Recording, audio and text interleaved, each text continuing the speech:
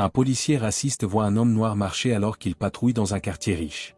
Le policier arrête l'homme sans raison, pensant qu'il est suspect. Après un certain temps, un général de haut rang de l'armée américaine apprend que l'officier l'a interpellé. Le général James Adams marchait le long de l'une de ces rues bordées d'arbres. Ses pas étaient doux sur le sol. En raison de sa taille et de sa stature, James semblait avoir servi longtemps. Bien qu'il paraisse détendu, sa posture et sa manière de marcher lui conféraient une aura de pouvoir. James avait déjà visité ce quartier de nombreuses fois, mais pas tout le monde le savait. À quelques pâtés de maison, il avait une maison qu'il avait achetée des années auparavant comme un endroit paisible pour échapper au stress de son travail. C'était son refuge pour réfléchir, se détendre et échapper aux pressions de sa fonction. Comme d'habitude, il se promenait aujourd'hui pour profiter du soleil de fin d'après-midi et du calme de la rue. James continuait à marcher alors que le soleil se couchait, allongeant les ombres. Il n'avait aucune idée de ce qui allait se passer ensuite, changeant ce rythme paisible. À ce moment-là, il n'était qu'une personne comme les autres, savourant les plaisirs simples d'un après-midi d'été et trouvant la paix dans les petites choses que la vie avait à offrir. L'officier James Davis ajusta son rétroviseur alors qu'il conduisait lentement dans la rue. Il scrutait les environs tel un faucon à la recherche de proie. Le moteur de sa voiture de police ronronnait doucement alors qu'il avançait lentement. C'était quelque chose qu'il avait fait de nombreuses fois auparavant pour maintenir les rues de ce quartier riche sûres et propres. Davis était fier de son travail car il était la première ligne de défense contre tout ce qui pourrait troubler la tranquillité du quartier. La zone était si calme qu'elle en devenait presque insupportable. Davis avait la main sur le volant et tapotait du pied sur une chanson qu'il avait du mal à entendre au-dessus du ronronnement de la voiture. Il voyait toujours les mêmes choses, des jardiniers taillant des haies, des enfants faisant du vélo adossé aux clôtures, et quelques joggeurs ou promeneurs de chiens. Tout semblait normal. Puis il le vit, un homme noir marchant seul dans la rue. Les yeux de Davis se plissèrent en voyant l'homme. Il était grand et musclé, vêtu d'un pantalon et d'un t-shirt blanc.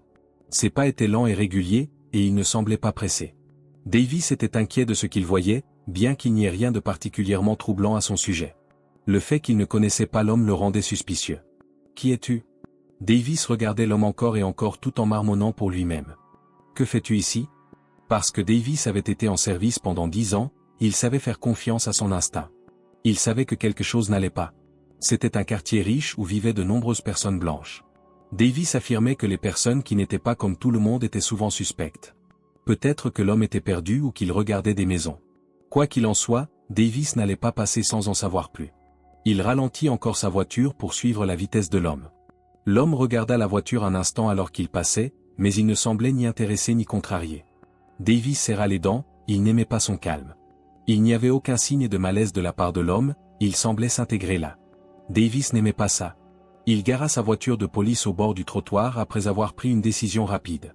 Il sortit, avec la radio sur son bras et sa ceinture bien ajustée.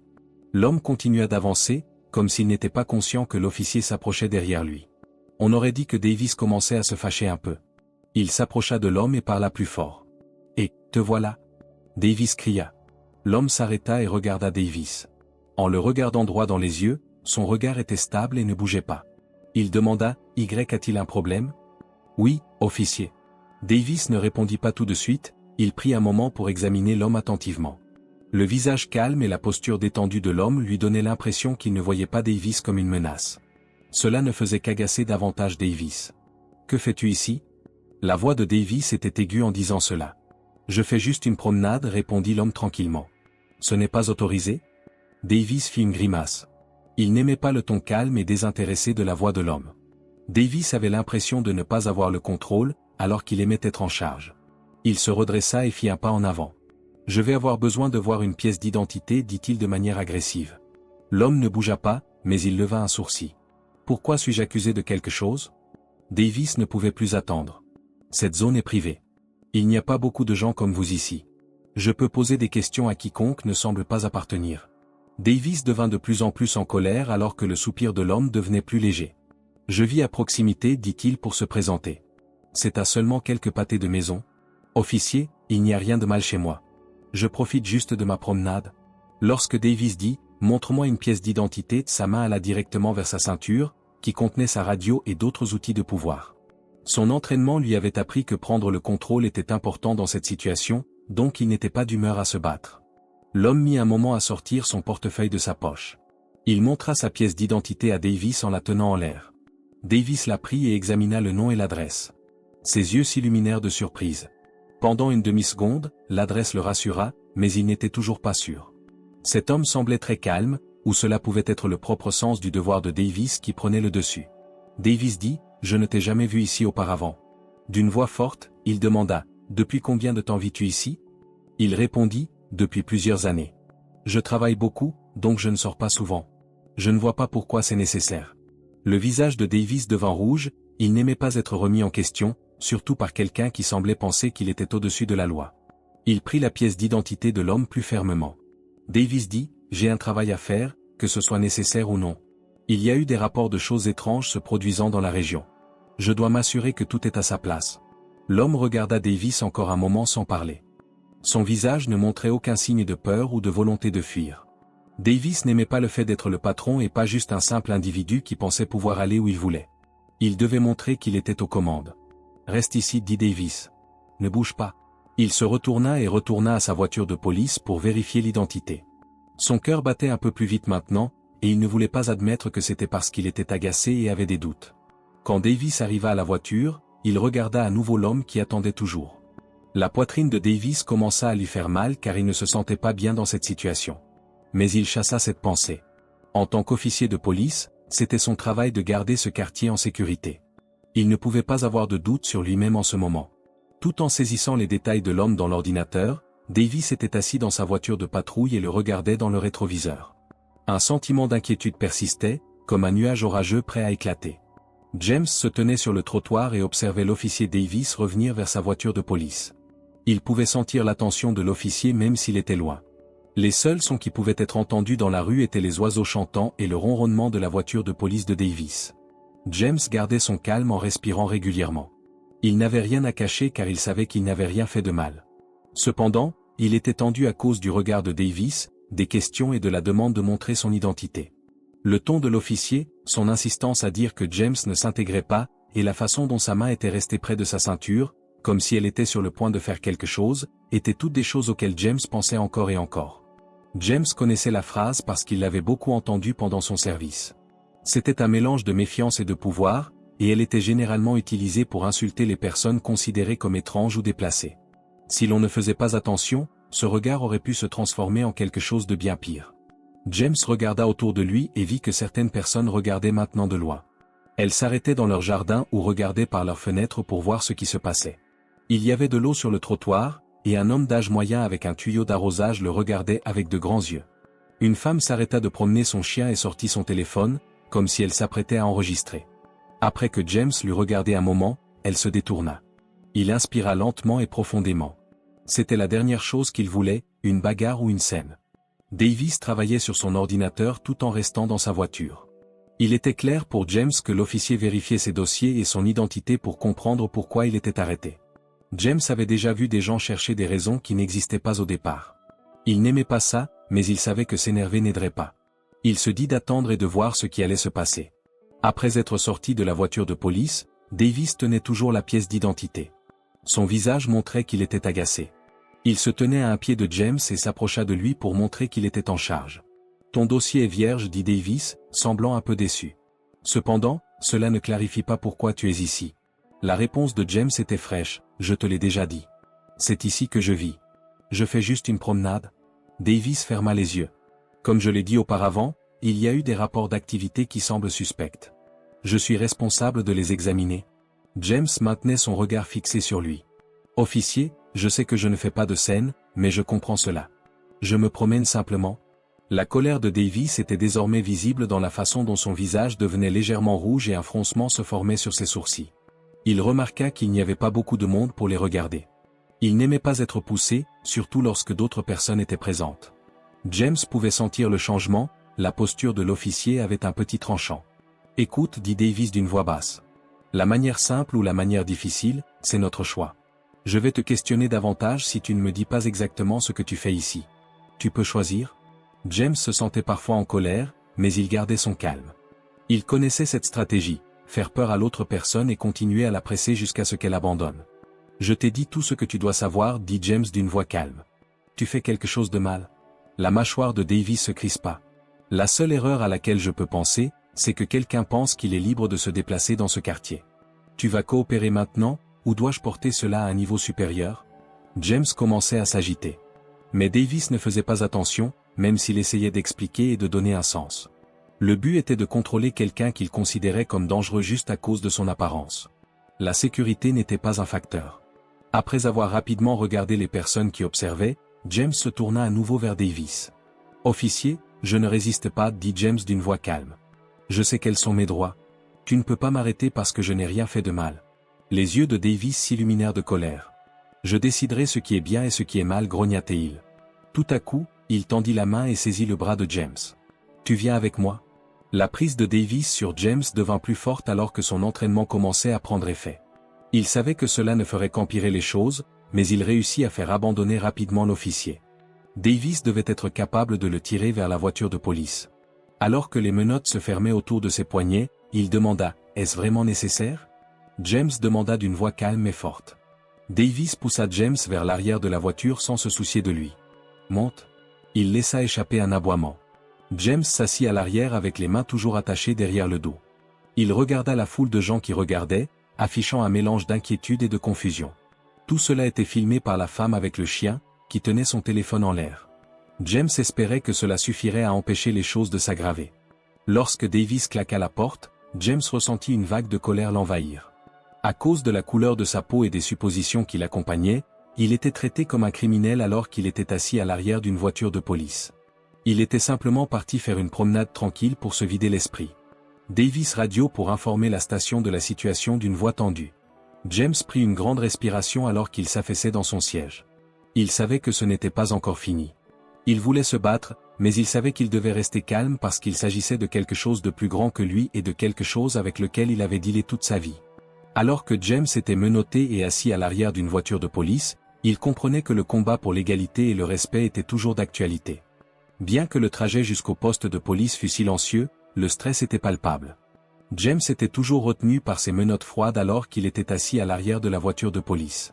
L'officier Davis le regardait de temps en temps dans le rétroviseur, mais il ne faisait pas attention et continuait de regarder droit devant lui. Les rues bordées d'arbres du quartier firent place aux routes animées qui menaient en ville, et le paysage autour d'eux devint moins clair. L'esprit de James s'emballait, non pas parce qu'il avait peur, mais parce qu'il n'arrivait pas à croire ce qui était arrivé lors de cette promenade ordinaire. Davis gara sa voiture à côté d'un groupe de voitures de police en arrivant au poste. Il ouvrit la porte arrière, saisit James par le bras et le fit sortir. Des agents allaient et venaient, parlant dans des radios et portant des dossiers. Le poste de police était très occupé. Alors que Davis menait James à l'intérieur, certains policiers les regardaient avec des yeux brillants d'intérêt. Cela n'importait pas à Davis, qui conduisait James dans le couloir vers la salle de détention.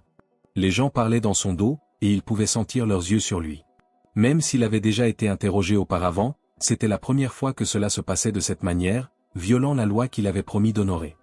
James était conduit à travers un poste de police comme n'importe quel criminel, même s'il avait passé sa vie à protéger le pays et à respecter la loi. Davis ouvrit une porte et fit entrer James dans une petite pièce. La pièce avait 2 chaises, une table et des murs vides, comme toute autre salle de stockage. Davis dit à James de s'asseoir. Pour que James le fasse, Davis se tenait près de la porte, les bras croisés et un sourire satisfait sur le visage. D'une voix rauque, Davis lui dit, « Tu resteras ici jusqu'à ce que nous comprenions ce qui se passe. » James lui lança un regard franc dans les yeux. « Officier, qu'est-ce que nous essayons vraiment de comprendre? Tu as ma pièce d'identité avec toi. Tu sais déjà où je vis. Que veux-tu de plus ?» Les yeux de Davis devenaient glacials. « Dis-moi pourquoi tu étais dans ce quartier. Qu'est-ce qui t'a fait penser que tu pouvais te balader là comme si tu y avais droit ?» La colère montait en James alors qu'il laissait échapper un soupir. « Je ne me comportais pas mal. C'est le quartier où je vis. Je n'ai rien fait pour mériter cette attention. » Les joues de Davis devenaient rouges. « Les gens comme toi ne se promènent pas dans les quartiers comme ça sans raison, affirma-t-il. Tu pourrais avoir cherché une occasion en te rendant chez les gens. » James ferma les yeux.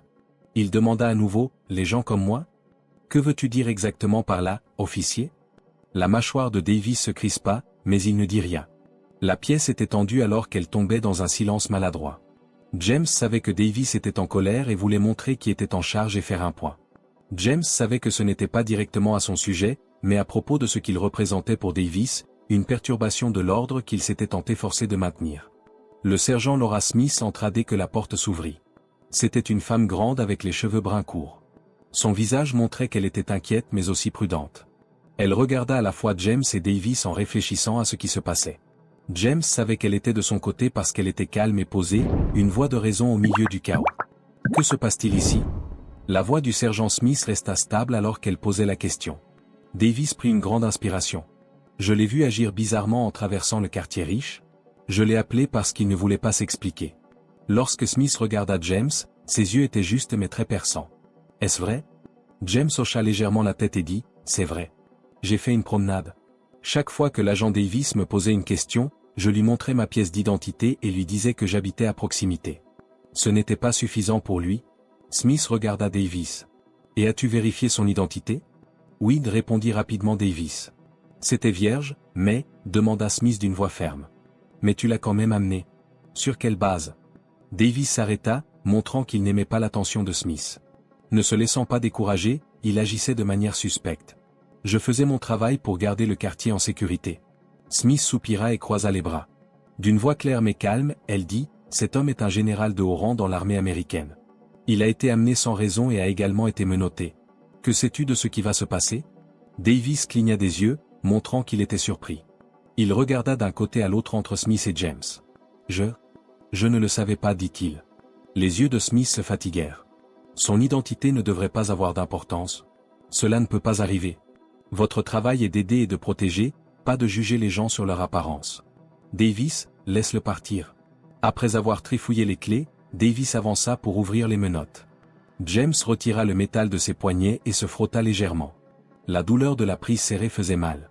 Bien qu'il fût plus petit que Davis, il gardait un visage calme.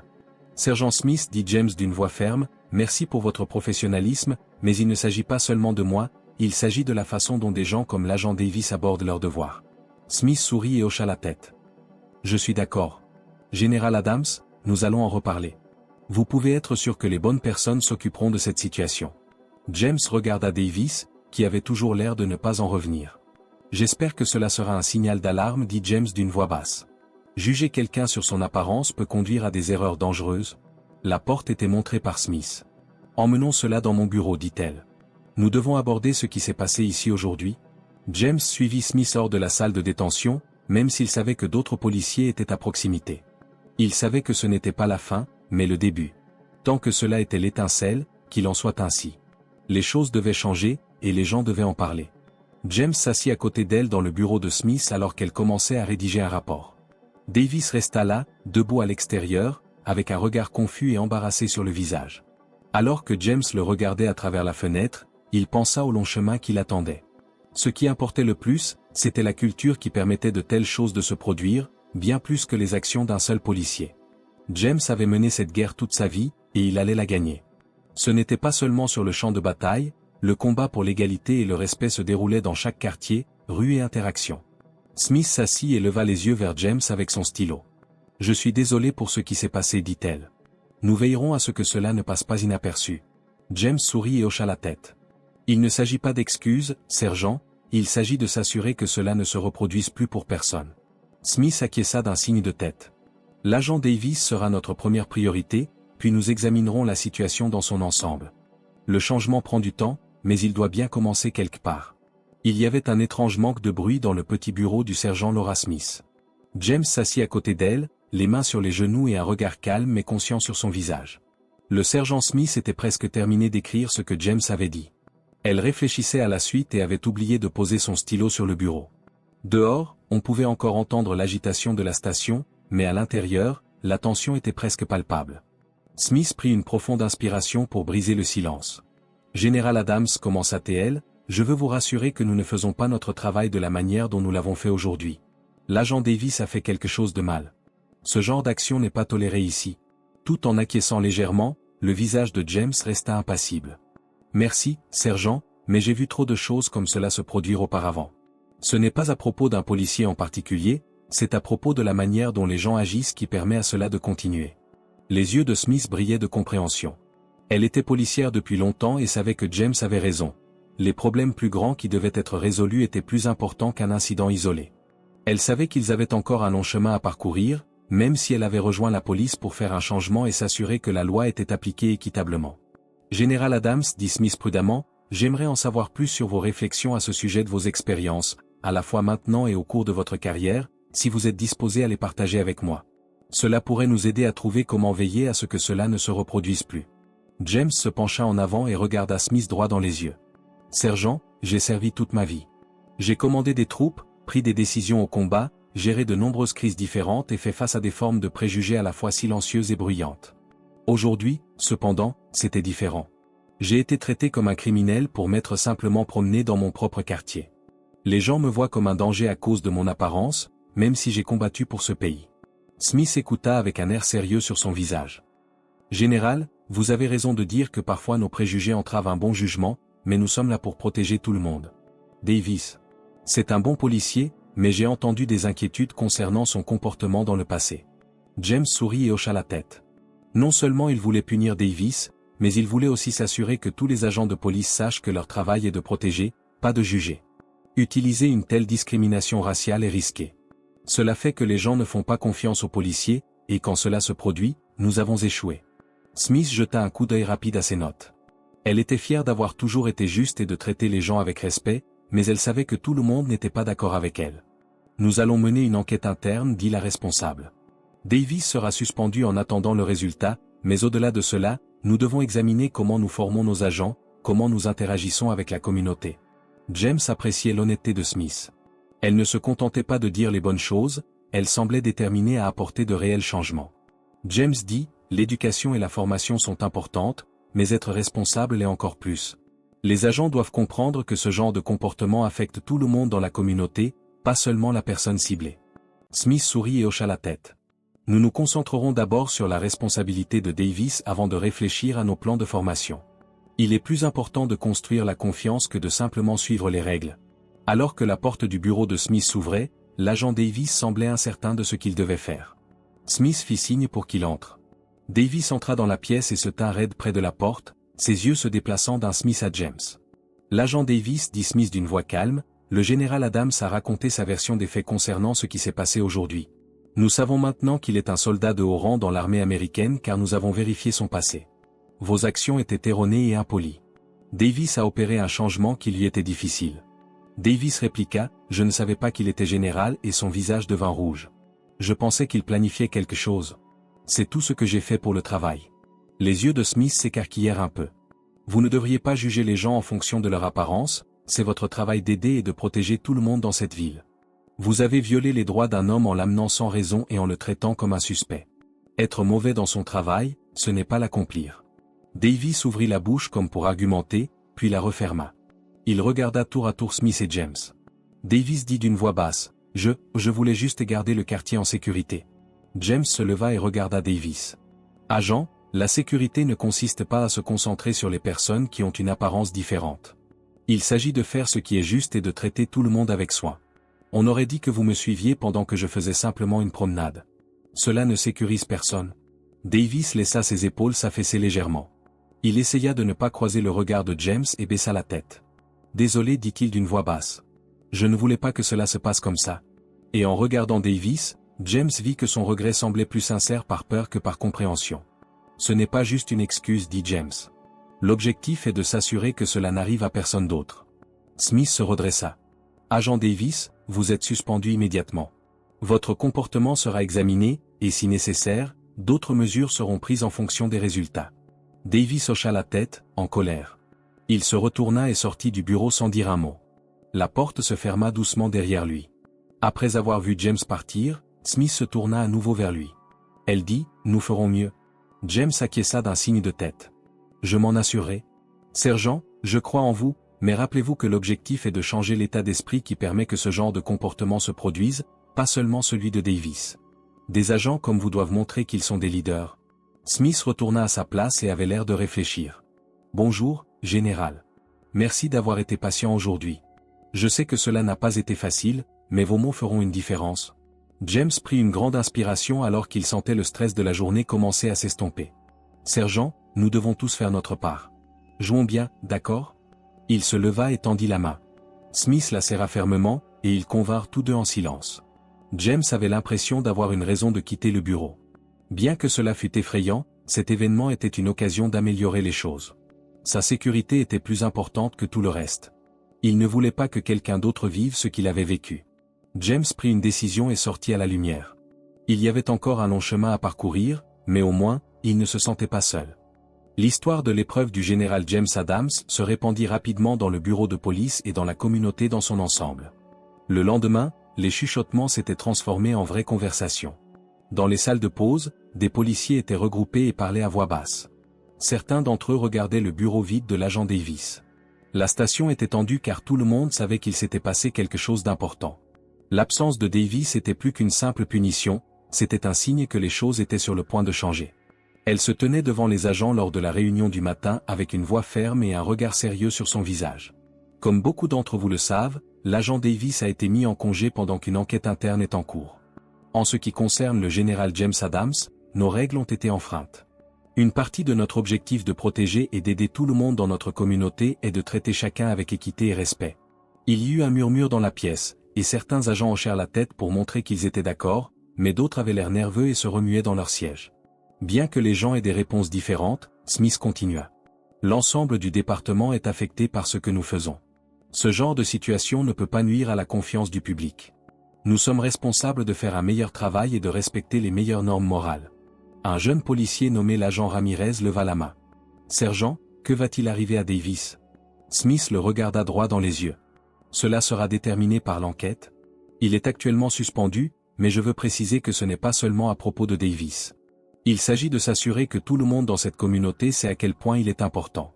Il n'est pas acceptable d'utiliser le profilage racial dans cette région. » Alors que les policiers réfléchissaient à ce que Smith avait dit, la pièce tomba à nouveau dans le silence. Elle ajouta alors, « Nous aurons davantage de formation sur la manière de se calmer et d'être sensible aux questions raciales. J'attends une participation totale. Nous devons tirer des leçons de cela et nous assurer que cela ne se reproduise pas. » À la fin du briefing, les agents quittèrent la pièce, certains discutant entre eux et d'autres plongés dans leurs pensées. Smith espérait que ce qu'elle avait dit ferait une différence en les voyant s'éloigner. Elle savait que le changement prendrait du temps, mais elle savait qu'il devait commencer quelque part. D'un autre côté, le général James Adams était revenu à sa routine normale, mais il réfléchissait encore beaucoup à ce qui s'était passé. Pas seulement à ce qui lui était arrivé, mais aussi à ce que cela signifiait pour tout le monde d'autre. Smith appela James pour l'informer de l'évolution de l'enquête et des mesures prises pour résoudre le problème. Bien qu'il sache que ce n'était que le début, il admirait toujours son travail acharné. Des membres des forces de police et des leaders communautaires avaient demandé à James de les rencontrer cet après-midi-là. Ils étaient désireux de discuter de ce qui s'était passé et de ce qui devait être fait ensuite. James accepta, sachant à quel point ces conversations étaient importantes. La réunion se déroula dans un centre communautaire voisin, dans une grande salle avec des chaises disposées en cercle. À son arrivée, James vit beaucoup de personnes différentes, comme des militants de quartier, des policiers et des citoyens ordinaires. Il y avait l'agent Ramirez, le sergent Smith, et d'autres membres du département. James connaissait certains des leaders communautaires parce qu'il avait travaillé avec eux sur plusieurs projets au fil des ans. La réunion commença. L'air était chargé d'anticipation. Monsieur Turner, un leader communautaire, monta sur scène pour s'adresser au groupe. C'était une vieille femme avec une voix douce mais forte. Ses premiers mots furent « Merci à tous d'être venus. Nous sommes ici aujourd'hui à cause d'un événement qui nous a montré des problèmes que nous ne pouvons plus ignorer. Nous vous remercions d'être prêts à participer à cette conversation et à partager vos pensées, Général Adams. » Jim acquiesça, même s'il savait que tout le monde le regardait. Avant de parler, il prit une profonde inspiration. « Ce qui m'est arrivé était mal, dit-il directement, mais ce n'est pas seulement à propos de moi. Il s'agit de la manière dont nous garantissons que chacun dans notre communauté est en sécurité, traité équitablement et respecté. Cela a trait à la responsabilité. » Collins, le policier assis à côté de Smith, prit la parole. « Nous voulons nous améliorer. Nous sommes déterminés à rendre les choses meilleures, mais cela prendra du temps. Alors, sur quoi pensez-vous que nous devrions nous concentrer ?» James apprécia la clarté de la question. Après leur avoir dit de commencer par la formation, il voulait dire leur enseigner comment bien s'entendre avec les autres et être sensible aux questions raciales. Les policiers doivent comprendre que leur travail est de protéger, pas d'effrayer, et que ceux qui dépassent les limites doivent être punis de manière claire. Monsieur Turner acquiesça d'un signe de tête. La confiance est importante. Beaucoup de gens ne se font pas confiance en ce moment, surtout dans les groupes minoritaires. Nous devons nous assurer que les policiers sont de notre côté et non contre nous. Le sergent Smith fut la prochaine à parler. Nous allons revoir nos règles d'arrestation et de fouille et commencer à utiliser de nouvelles méthodes de formation immédiatement. Les punitions sont importantes, mais l'enseignement et la prévention le sont tout autant. Notre objectif n'est pas de créer des problèmes dans le quartier, mais de travailler ensemble avec eux. Jordan, un organisateur du quartier qui était resté silencieux, leva la main. Il nous dit, nous avons besoin de transparence, mais il est bon d'entendre qu'il y a un engagement envers le changement. Nous devons nous assurer que les problèmes sont discutés librement et non ignorés lorsqu'ils se produisent. James acquiesça. La transparence et la responsabilité sont très importantes. Les mots seuls ne suffisent pas, des actions doivent également être entreprises. Il est important que les gens sentent que leurs pensées sont entendues et que les choses changent. La conversation se poursuivit et aborda plusieurs sujets, comme l'importance pour les agents d'être perçus comme des amis plutôt que comme des agents de la force, l'importance de rencontres régulières entre la police et les résidents, et l'importance pour les communautés d'avoir des programmes qui les impliquent. Les gens parvinrent à un accord, partagèrent leurs réflexions, et un optimisme prudent commença à se développer. Alors que la réunion touchait à sa fin, le sergent Smith s'approcha de James. « Merci d'être ici. Vos conseils sont très utiles. Je crois que nous pouvons faire une différence, même si nous avons encore un long chemin à parcourir. » Elle serra la main de James. « Le changement est nécessaire, même s'il est difficile. Pour s'assurer que tout le monde dans cette communauté se sente en sécurité, je suis prêt à travailler avec quiconque. » Smith acquiesça, ses yeux fixés sur l'objectif. « Nous le ferons ensemble ?» En quittant le centre communautaire, James se sentit plein d'espoir. Les discussions avaient été honnêtes et utiles. Il y avait des signes de changement, mais il restait encore beaucoup à faire. James savait que le véritable changement prendrait du temps, de la patience et beaucoup de travail, mais il était prêt à le voir jusqu'au bout pour le bien de sa communauté, de lui-même, et de tous ceux qui croyaient en l'équité et l'égalité. Leur chemin était encore long, mais James avait l'impression qu'ils allaient enfin dans la bonne direction après tout ce temps. La station de police se sentait différente maintenant. Depuis la suspension de l'agent James Davis, les réunions matinales, qui auparavant semblaient sans importance, prenaient désormais une toute autre ampleur. Il était plus important d'être responsable, poli et respectueux. Les agents devaient suivre une formation sur la façon de désamorcer une situation et d'être sensibles aux questions raciales. Cela signifiait qu'ils devaient avoir des conversations gênantes mais nécessaires. L'agent Ramirez était assis avec ses collègues lors de l'une de ces réunions et écoutait un formateur de l'équipe des relations communautaires parler de l'importance de reconnaître les biais inconscients. Ramirez était policier depuis quelques années et pensait qu'il était juste et équitable. En écoutant, il réalisa qu'il avait également pris des décisions hâtives basées sur l'apparence sans s'en rendre compte. Pendant la séance, les agents ont été invités à réfléchir à la manière dont leurs actes pouvaient avoir affecté les autres et comment ils devaient changer. Après la formation, Ramirez rencontra le sergent Laura Smith dans le hall. Organiser ces discussions faisait partie de son plan pour apporter des changements significatifs au département. Ses yeux montraient qu'elle était à la fois déterminée et fatiguée. Ce n'était pas facile de changer une société qui existait depuis longtemps et qui était profondément enracinée. « Sergent, ces séances de formation ouvrent beaucoup d'yeux » dit Ramirez. Un autre policier semble aborder les choses différemment maintenant. On dirait que ça fonctionne. Smith le regarda rapidement, et un léger sourire apparut sur son visage. C'est ce qu'elle dit, c'est l'objectif, Beto. Nous devons commencer quelque part, mais les choses ne changeront pas du jour au lendemain. Chaque fois que nous parlons de quelque chose ou qu'un policier commence à penser différemment, c'est un pas dans la bonne direction. Ramirez hocha la tête. Quelque chose à propos de Davis et du général Adams m'a beaucoup préoccupé. Même si ce n'est peut-être pas aussi clair, j'ai aussi fait des erreurs en jugeant les autres avant de leur parler. J'apprends cela dans cette classe. Smith posa sa main sur l'épaule de Ramirez. Tout le monde a fait quelque chose de mal. Ce qui compte, c'est que cela nous aide à nous améliorer et nous enseigne quelque chose. Les choses doivent s'améliorer, pas simplement être meilleures tout le temps. Le fait que tu le reconnaisses montre que nous avançons. Alors qu'il marchait, Smith ne pouvait s'empêcher de se sentir pleine d'espoir. La situation avec le général James Adams avait choqué le département, mais elle avait également provoqué quelque chose d'important, réflexion, compréhension et un véritable désir de s'améliorer. Elle savait qu'il y aurait encore des policiers qui n'étaient pas d'accord et pensaient qu'il n'était pas nécessaire de changer, mais elle savait aussi que de plus en plus de personnes commençaient à voir à quel point cela était important. Pendant ce temps, James Adams ressentait encore les effets de ce qu'il avait fait. Certains de ses voisins l'appelaient et lui envoyaient des messages pour lui offrir leur soutien, tandis que d'autres disaient qu'il se sentait mal de ne pas avoir fait plus pour l'empêcher d'être emprisonné. James était reconnaissant pour ce soutien car il savait que cela avait ouvert les yeux de nombreuses personnes en dehors de la force de police. James avait été invité à donner un discours lors d'un forum communautaire organisé par le groupe de quartier un après-midi. Pour rétablir la confiance et résoudre les problèmes, le groupe essayait de faciliter les échanges entre les habitants de la région et la police.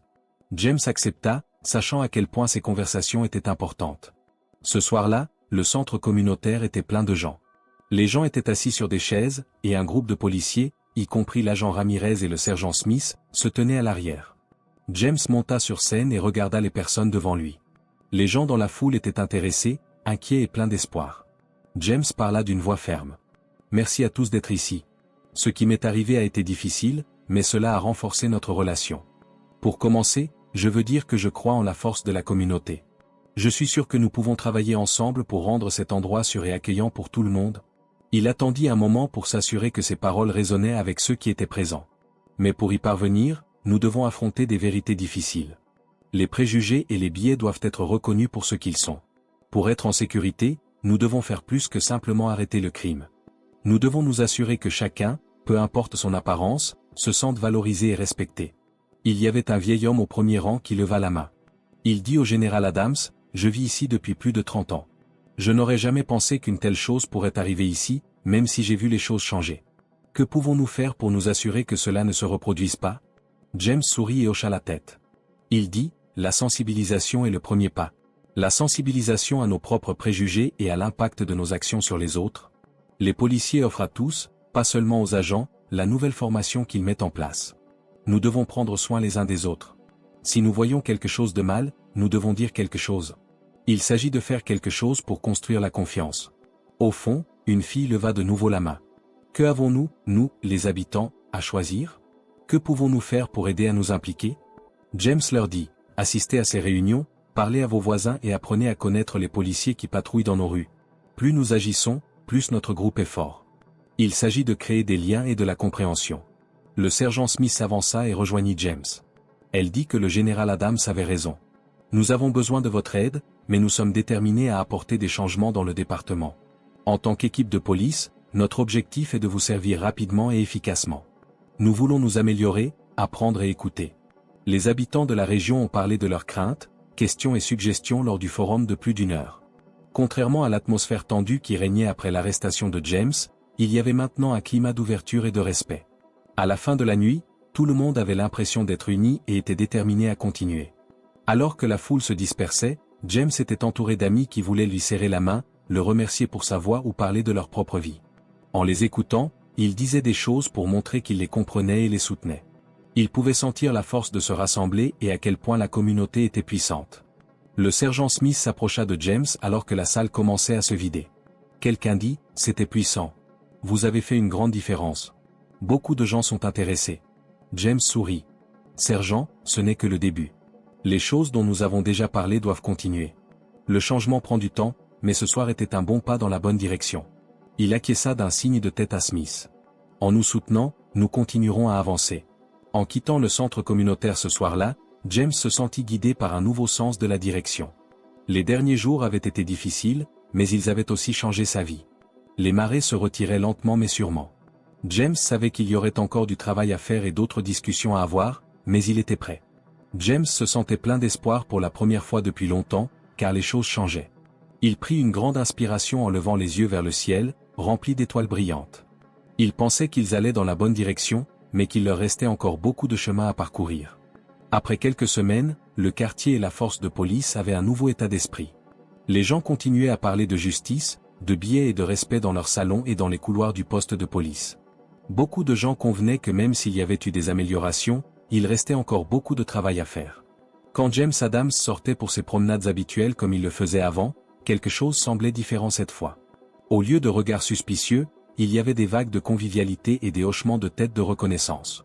Les habitants du quartier qu'il avait évité auparavant lui souriaient maintenant et voulaient discuter. James appréciait ces petites choses car elles montraient que son message passait et que les choses commençaient à changer, même lentement. Alors que James marchait dans les rues familières bordées d'arbres un matin frais, les feuilles d'automne craquaient sous ses pieds. En passant, il pouvait entendre des enfants rire en jouant dans leur jardin. Une personne qui promenait son chien lui sourit et lui fit signe en passant. « Bonjour, Général Adams » cria-t-elle. James releva la tête et répondit « Bonjour ». Alors que James continuait à marcher, il vit une voiture de police qui arrivait lentement de l'autre côté. Ses muscles se tendirent un instant en pensant à la dernière fois qu'ils s'étaient rencontrés. Cependant, à mesure que la voiture s'approchait, il vit l'agent Ramirez au volant. Ramirez baissa sa vitre. « Bonjour, Général Ramirez » dit-il avec un sourire. « Comment se passe votre journée ?» En retour, James lui sourit et se sentit apaisé. « Ça va bien, agent Ramirez ?» Juste pour se détendre et profiter du temps. Ramirez sourit et hocha la tête. C'est bon à savoir. N'hésitez pas à nous contacter si vous avez besoin de quoi que ce soit. Nous sommes ici pour le quartier, après tout. James appréciait cette attitude. Merci, agent. C'est agréable de voir les choses aller dans le bon sens. Alors que Ramirez s'éloignait, James était rempli de gratitude. Plus important que les nouveaux programmes de formation ou les changements de politique étaient les changements d'attitude des gens et leur volonté de participer et d'apprendre. James poursuivit sa marche et vit d'autres voisins. Il lui souriait et lui faisait signe. Le quartier commençait à se sentir plus comme un chez-soi après avoir été un endroit où les gens étaient jugés. James et le sergent Laura Smith allaient se rencontrer au poste de police ce jour-là dans la soirée. Elle lui avait demandé de parler des changements qui se produisaient à l'époque et d'entendre ses pensées sur leur avancement. En entrant dans le poste, James avait l'impression que l'ambiance avait changé. Il ressentait un sens de sérieux et de détermination. Les agents se déplaçaient lentement, et certains s'arrêtaient pour saluer James en passant. L'agent se tenait devant le bureau de Smith et lui tendit une poignée de main ferme. « Général Adams, je vous remercie d'être venu. Veuillez prendre un siège. » James s'assit et apprécia la franchise de Smith, il la trouvait intelligente d'aller droit au but.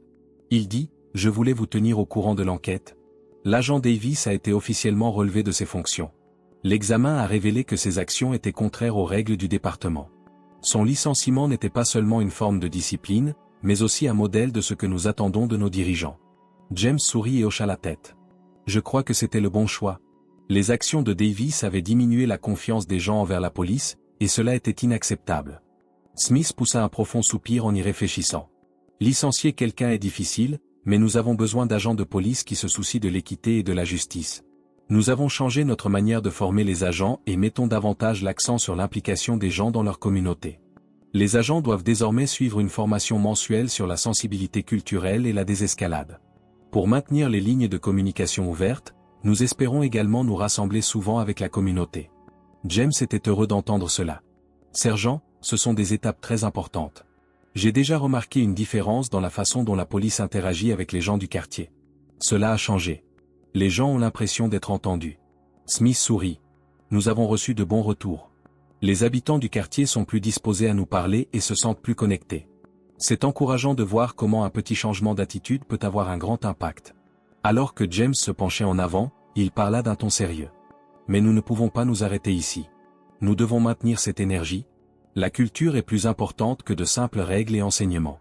Nous devons nous assurer que tout le monde traite les agents de police avec respect et qu'ils savent que c'est leur devoir de servir et de protéger tous, sans aucun biais. Smith sourit et hocha la tête. Je suis d'accord. Nous avons fait beaucoup de chemin, mais nous devons encore faire plus.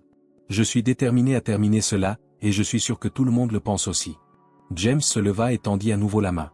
J'apprécie votre leadership et votre sérieux, sergent.